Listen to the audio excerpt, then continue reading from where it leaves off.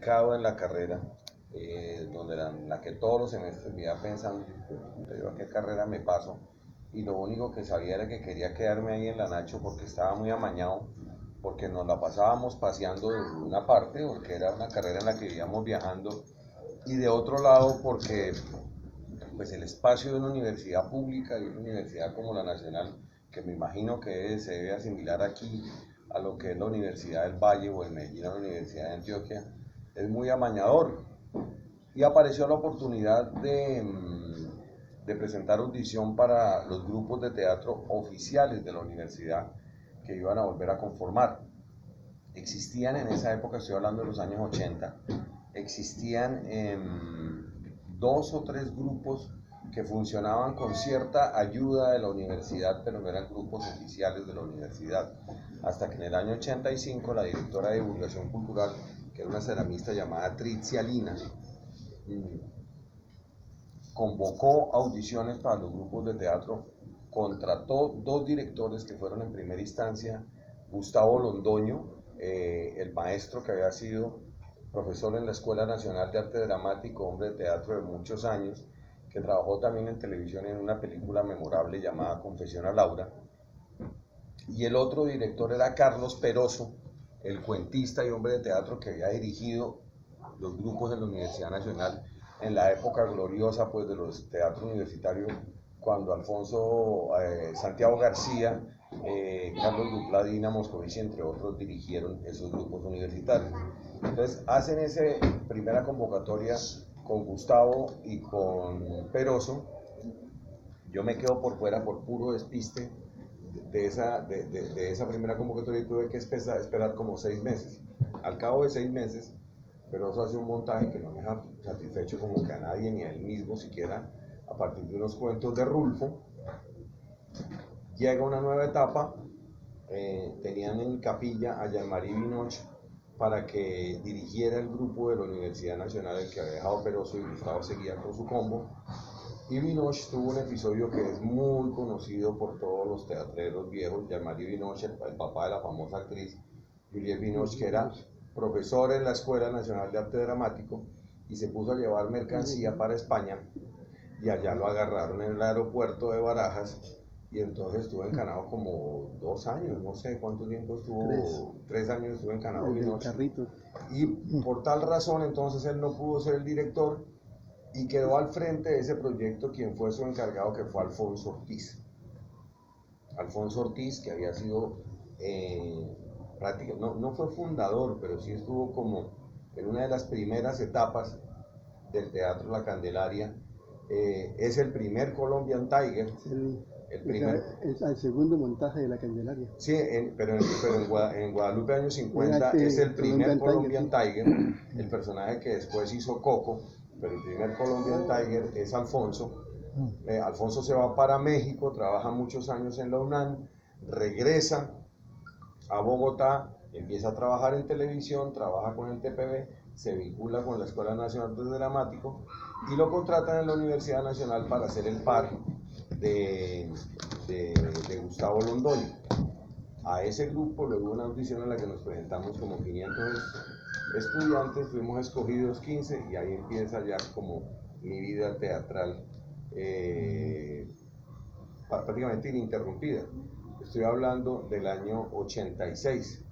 De los 15 que entramos a ese grupo, sumando con otros que ya estaban en el grupo que tenía Carlos Peroso, en la actualidad solo 4 seguimos en la actividad teatral. Uno de ellos es Alberto Sanabria, que es egresado de la Escuela Nacional de Arte Dramático, que es el que escribe teatro para El Tiempo, el que hace crítica de teatro para El Tiempo. El otro es Camilo Ríos, que es un hombre que está dedicado al teatro gestual desde hace muchos años, que también él sí se retira de la universidad para estudiar en la Escuela Nacional de Arte Dramático. El otro es Diego Vázquez, que es el protagonista de una novela que está al aire ahora en la televisión que se llama Bandido Honrado, y yo. Diego y yo entramos en la segunda camada. Alberto y Camilo sí estaban desde el inicio. Nosotros alcanzamos a hacer, no, ni siquiera 3 montajes, 2. Alcanzamos a montar una pieza de Nelson Osorio Marín, que era un poeta nadaísta caldense, llamada a la larga se trata de ser Cangrejo Liebre, y luego montamos Ubú Rey de Alfred Jarry, de la cual yo fui el protagonista. Nosotros estuvimos trabajando allá en la Nacho por cuenta de la U como 2 años y medio, hasta que Divulgación Cultural ya venía como el cambio en la universidad. Marco Palacio, que había sido el rector, que había cogido la universidad después de un cierre muy prolongado que hubo en el año 84, entrega la rectoría a Ricardo Mosquera Mesa, y con Ricardo Mosquera Mesa entra Antanas Mockus a la vicerrectoría, y con Mockus y con este combo empieza a entrar prácticamente el neoliberalismo a la Universidad Nacional. Entonces la reducción de presupuesto se empezó a dar y les decidieron cambiar la forma de contratación, y por eso Alfonso y Gustavo renuncian, pues a plata de la época, que les pagaban como 80.000 pesos por mes, una cosa así, estoy hablando del año 87 y 88, iban a pagarles como 20 lucas por tutoría, algo así. Entonces ellos renuncian. Nosotros duramos un tiempo más trabajando como por nuestra cuenta, pero efectivamente eran grupos sin cabeza, y los grupos se acabaron hasta que 2 años después vuelven y inician ya otro proceso, pero ya muchos habíamos terminado materias en cabeza de Fabio Rubial.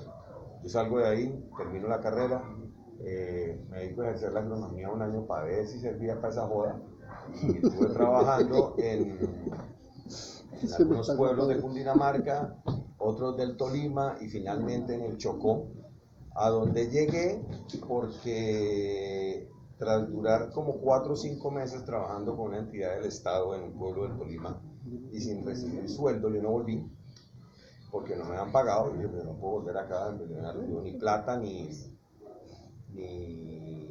auxilios de transporte, ni auxilios de marcha que digamos recibir regularmente. Entonces decidieron trasladarme, pero para que renunciara me mandaron para el Chocó, y yo acepté el traslado porque dije, si no me voy para el Chocó ahorita, ¿cuándo voy? Duré como 6 meses en el Chocó, y en todos los pueblos los yo estuve, en Caparrapí, en La Palma, menos en el Tolima, donde realmente casi no permanecí. En el Chocó, en todos lados, armé grupo de teatro. Entonces, pues nada, apenas pasó eso y dije, definitivamente con esto no voy más. Empecé a trabajar con unos grupos, un grupo llamado La Cantera, que era como un grupo hijo del Teatro Libre, y de ahí pasó al Teatro Libre, de ahí pasó al García Márquez, y por esa misma época empecé a hacer televisión, y de eso ya han pasado 32 años desde que empecé mi carrera como actor. En el transcurso de mi ejercicio como actor, empecé a descubrir otras disciplinas, especialmente la escritura, a la cual me he dedicado, no con juicio, pero sí me he dedicado, y también a estudiarlo, tanto a escribir dramaturgia como a escribir narrativa. Y en estos 33 años ya casi, he trabajado, no sé, como en unos 25 montajes de tipo profesional en teatro, en 15 largometrajes en cine, y en televisión sí no tengo ni idea, pero son más de 100 series y telenovelas que se han disminuido drásticamente en los últimos 5 años. Ese ha sido como mi devenir artístico. En los últimos años he estado pues igualmente actuando, no he parado de actuar, y sobre todo dedicado a escribir dramaturgia, a escribir narrativa y a escribir por encargo. A escribir por encargo, que ha sido como la manera de sobrevivir que he encontrado en este tiempo, haciendo trabajos para todo tipo de organizaciones, especialmente en el campo de los sindicatos y las organizaciones de derechos humanos, y organizaciones vinculadas en defensa de la paz, y específicamente de los acuerdos de paz de La Habana, que después fueron trocados por los acuerdos de paz del Teatro Colón, gracias a la nefasta decisión tomada por el pueblo colombiano el 2 de octubre del año 2016 de decirle no a los acuerdos. Y ese ha sido mi ejercicio artístico de los últimos años. Eso en términos generales, ese soy yo, que he hecho en este periodo, en todo este tiempo, pues actuar, dirigir, escribir. Tengo un grupo de música que hacemos un espectáculo de humor que se llama El Cartel del Desparche, cuyo lema, o sea, el espectáculo se llama El Cartel del Desparche, en concierto para delinquir, y el lema del grupo es El Cartel del Desparche, toda una vida sin éxitos. Nosotros a qué nos dedicamos, a hacer sátira, ironía y sobre todo como a ir a contracorriente de lo que hacen la mayoría de los mal llamados humoristas que tenemos en el país, que juegan únicamente con el ridículo, pero que además tienen muy poca inclinación a hacer crítica o a ser contestatarios, algo que para nosotros sí es absolutamente lejano. Nuestra primera función como artistas cuando nos esperamos en el Cartel del Desparche es burlarnos de todo lo que nos atraviese por delante, especialmente el gobierno, especialmente Álvaro Uribe, especialmente los uribistas. Esa es como mi visión como artista. Ahora, no sé si quieres pasemos a otro punto. Sí, no, sí, yo realmente este espacio he querido como tratar de generarlo de esta manera así espontánea, ¿cierto? De un poquito tener esa radiografía de quién es Julio Correal, ¿cierto? Es importante conocer esa historia, tener ese mapa y entrar en el tema de la ley del actor ahorita. Si tú quieres contar un poquito de la ley del actor y empezar un diálogo de aquí para allá también. No, sí, claro. Sí, ahora, como lo quieras. Para redondear la carreta, sí. El próximo 18 de julio, tras 33 años de ejercicio, junto con un grupo de 34 compañeros más, somos 35 en total, vamos a recibir el título de maestro en artes escénicas de la Universidad de Antioquia, a partir de un convenio que hicimos entre la Universidad de Antioquia, teniendo la Academia Guerrero, que es un instituto de educación no formal que le presta sus instalaciones a la Universidad de Antioquia en Bogotá, y acá el sindicato, para profesionalizar actores con más de 20 años de ejercicio demostrable. En este grupo está mi señora, que está aquí presente, Andrea Quejuan Caleña, y hay un grupo de actores que algunos completaron sus estudios en la antigua Escuela Nacional de Arte Dramático, como Lucho Velasco, el actor pastuso que trabajó en PTV, que ha trabajado mucho en televisión, un actor de bastante recorrido y de muy buen nivel, y Tito Ramírez, que es otro hombre que también es egresado de la ENAD, que también es dramaturgo, pero que nunca se titularon porque la ENAD no ofrecía título. Y están otros como Ernesto Benjumea y Rancés Ramos, que hicieron toda la carrera completa en la Escuela de Formación de Actores del Teatro Libre, que se llama Escuela de Formación de Actores, pero no daba de título ni de actor ni de nada. Y hoy está titulando a través de la Universidad Central como maestros en arte dramático o en artes escénicas. El título nuestro con la Universidad de Antioquia va a ser maestro de arte dramático, y así como ellos hay un grupo grandísimo de personas con experiencia larga, comprobada, con amplio reconocimiento.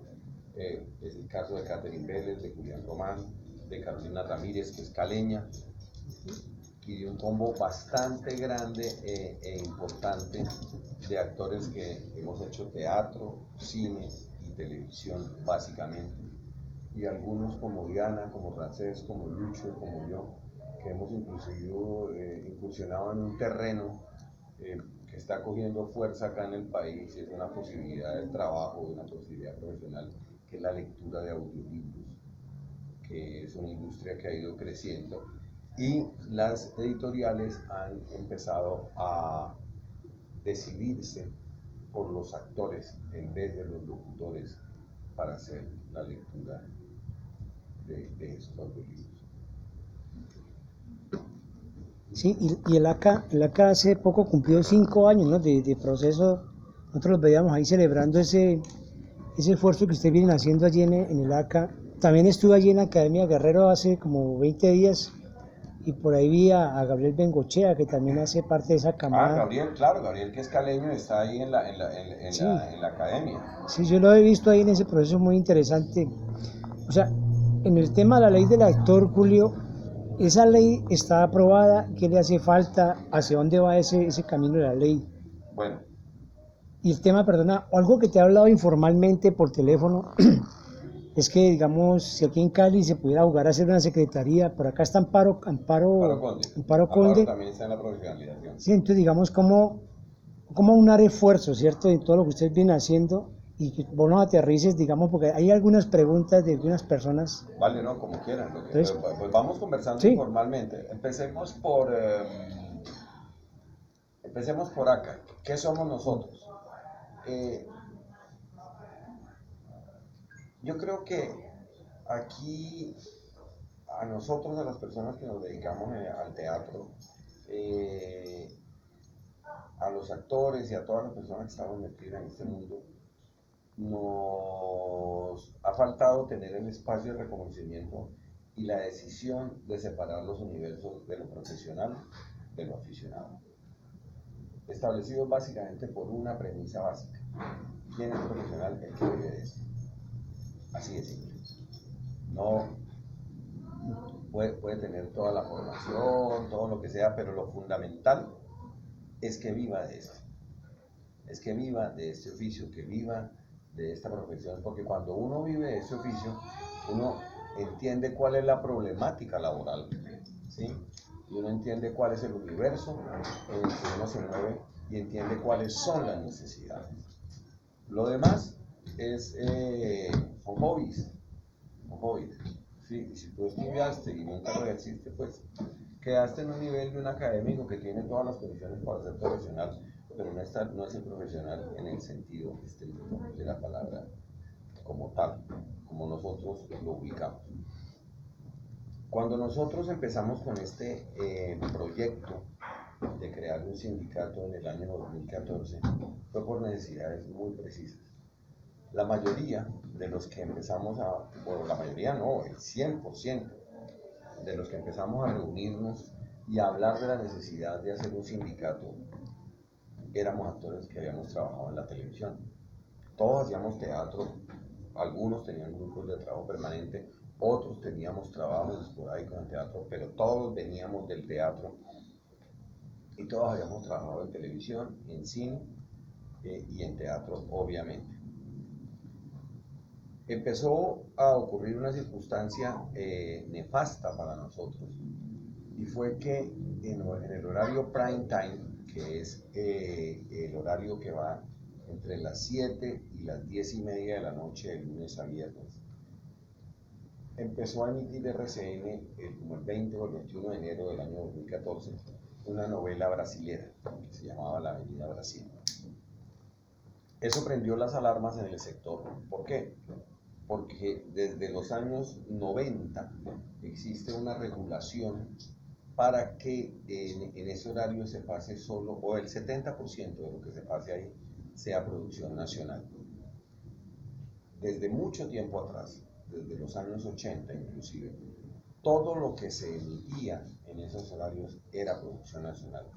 Todo, contando como producción nacional los noticieros y todo lo que viniera por ahí por delante. Hubo algunas excepciones a la regla de novelas que eran como coproducciones colombo-venezolanas o colombo-mexicanas que empezaron a emitirse, pero sobre todo en el horario de las 10 de la noche, pero nunca en el espacio más importante que era el de las 8 de la noche. Cuando eso ocurre, pues eso prende las alarmas en el sector y todo el mundo empieza a decir, ¿qué vamos a hacer? ¿Qué necesitamos hacer? Hay una primera reunión en la que participan 8 actores a la sombra de una entidad que nosotros tenemos desde hace 7 años, que es Actores Sociedad Colombiana de Gestión. ¿Qué es eso? En el año 2010, el gobierno, en el Congreso, se aprobó un proyecto de ley que creo que es la ley 1073 de ese año, que se conoce como Ley Fanny-Mickey, que es la ley que nos reconoce el derecho de comunicación pública. ¿Cuál es el derecho de comunicación pública? Que cada vez que uno aparece en una pantalla, en una sala de cine, en un hotel, televisor de un hotel, en un canal de televisión, así como a los músicos les pagan por cada emisión de sus canciones, a nosotros nos pagan nuestro derecho de imagen de comunicación pública, que es como nuestro SAICO, por llamarlo de alguna manera, que no son regalías, no lo pagan los productores, sino lo tiene que pagar quien emite. Cuando esa ley se genera acá, desde años atrás, la Sociedad de Gestión de España, AISG, venía diciéndonos que ellos tenían en España no sé cuántos euros de producto de los derechos de comunicación pública que habían recaudado ellos allá de las producciones colombianas y que no se habían podido pagar porque no existía la ley. Cuando nace la ley, da la vía para que se cree la Actores Sociedad Colombiana de Gestión, y ese es como el primer organismo gremial de existencia reciente que tenemos los actores que trabajamos específicamente en el audiovisual. ¿Qué antecedentes había de esto? En los años 90 hubo un intento de organización gremial, o no un intento, hubo una organización gremial llamada ACTO, que se llamaba Asociación Colombiana de Actores, Libretistas y Directores y Dramaturgos, que duró como unos 3 años, 2 años, no sé cuánto duró. No tuvo mucho vuelo porque empezó también con unas condiciones muy altas. Yo me acuerdo que había empezado a hacer televisión, pero las cuotas para participar en acto eran absolutamente escandalosas, entonces alejaba a quienes no estuvieran en el nivel del estrellato. La otra organización es el SICA, que es el Círculo Colombiano, que se llamaba originalmente de Actores y después se llamó de Artistas, que es el que maneja María Eugenia Penagos, que es una actriz que tiene una sala en Bogotá, pero que en 30 años no había presentado un solo pliego a ninguna empresa.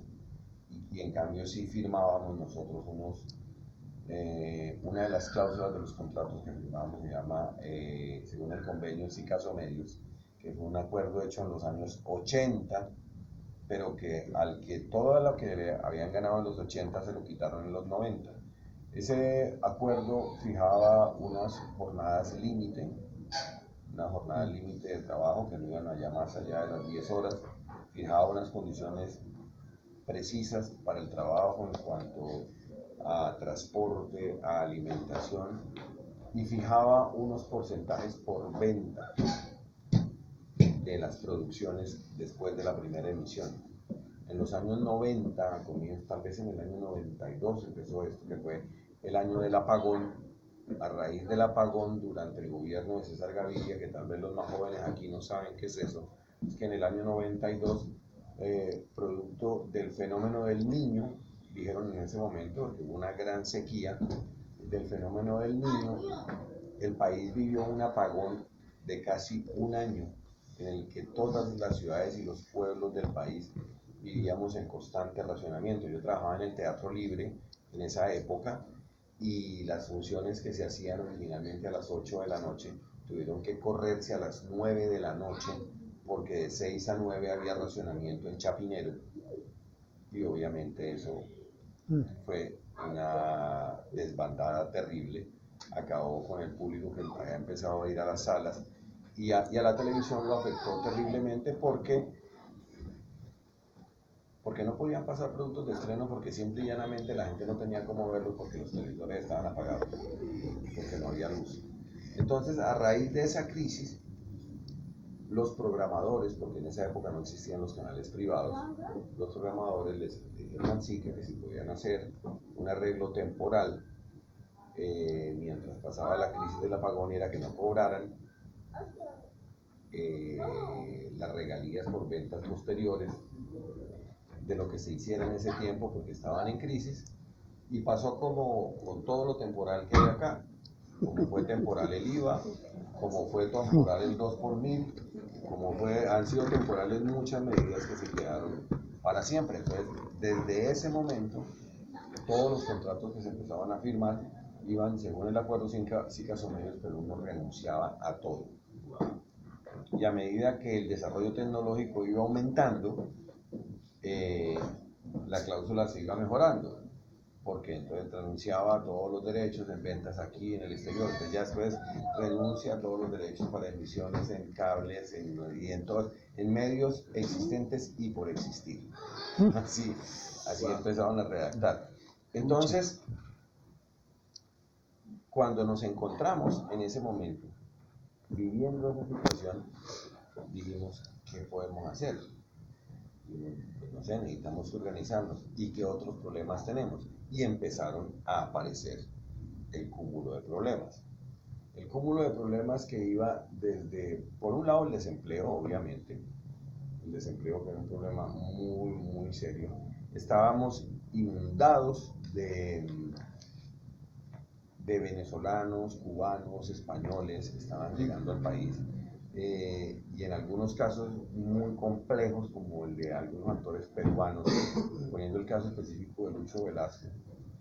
Lucho es de rasgos indígenas, entonces lo habían llamado para una producción por su calidad como actor, pero también por su fisionomía, y decidieron contratar a un peruano que cobraba 6 veces menos de lo que cobraba Lucho. Entonces nosotros dijimos, ¿qué podemos hacer? ¿Qué otros líos tenemos? Tenemos líos que trabajamos 6 días por semana. 6 días por semana sin horario, sin jornada, con unas condiciones muy complejas. Y empezamos a averiguar qué tipo de organización nos convenía. Miramos la experiencia de ACTO, que había sido una asociación de carácter civil que se creó en los años 90. Empezamos a mirar sus estatutos y dijimos, esto puede ser. Sin embargo, una palabrita empezó a rondar en boca de todos y fue la palabra sindicato. Con Santiago Alarcón, que es el protagonista de Germán es el man, nos fuimos para la CUT y empezamos a averiguar cuál era la diferencia entre hacer una asociación de carácter civil y organizar un sindicato. Entonces nos dijeron, la diferencia básicamente es que una asociación de carácter civil es como una organización de buena fe, pero que no tiene mayor poder de gestión. Un sindicato es una agremiación que puede pasar pliegos de peticiones y puede firmar convenciones colectivas. Entonces nosotros dijimos, no, pues va jugando. Nos le medimos un sindicato. El secretario general de la CUT en ese momento, Fabio Arias, nos dijo, ojo, que los van a fichar porque los sindicatos son mal vistos y los pueden vetar. ¿Qué podemos hacer? Y nos decidimos a armar un sindicato. Entonces, eso fue un proceso bien particular porque arrancó como una, yo creo que tú estabas en Bogotá en esos tiempos, Juan, arrancó como una organización casi clandestina. Nos reuníamos cada 8 días, primero en la sede de la sociedad de gestión, éramos 8, después 15, después 20, después tuvimos un compo que éramos 30, que lo empezamos a llamar inclusive el G30. ¿Y qué era lo que estábamos haciendo? Estudiando cómo era que nos íbamos a organizar. Unos quedamos encargados de armar los estatutos y todos nos fuimos encargando de irle avisando a más gente. De los 30 ahí pasamos a otra reunión ya en el salón comunal del edificio donde vivía un colega, Juan Sebastián Aragón, y ese día llegaron como 80 o 90 actores. Entonces les contamos el cuento en el que andábamos, les dijimos lo que queríamos hacer. Era muy chistoso porque llegaban actores de todo tipo, algunas figuras que cada vez que oían la palabra lucha, la palabra sindicato, pues salían espantados o espantadas, decían, esta vaina es de mamertos, esta vaina, estos manes van a poner a pelear, van a meterse en problemas. Sin embargo, la cuestión fue creciendo. Eso fue entre enero y marzo. A finales de marzo del año 2014, el 30 de marzo, teníamos la asamblea anual de la sociedad de gestión. Esas son unas asambleas eternas, tú has estado, me imagino. Son unas asambleas eternas en las que se dan los estados financieros y se hacen homenajes y un montón de jodas más. Y al final hay un punto que se llama proposiciones y varios. Nosotros teníamos una idea original, era de aprovechar la presencia de la gente y decir, hacemos la asamblea de constitución del sindicato acá. Pero después esa idea la desechamos y dijimos, no, hagamos una cosa, y es que ese día hagamos la presentación de la idea, hagamos la presentación de la propuesta. Ya teníamos un grupo importante, ya habíamos tocado como 70 u 80 y teníamos como una meta de levantarnos 300. ¿Por qué 300? Un sindicato se arma con 25 personas, no necesitan más.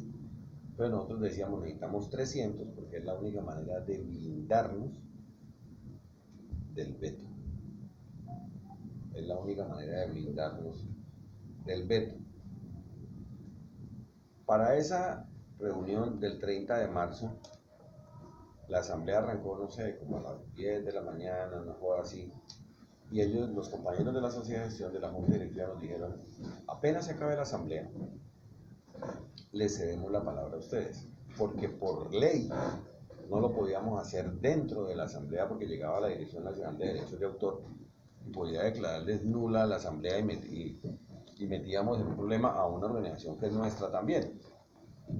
Efectivamente así se hizo, esperamos durante toda la tarde, los que estábamos ya comprometidos en esta nota, le dijimos a la gente, espérense que vamos a hablar al final de algo que nos concierne a todos.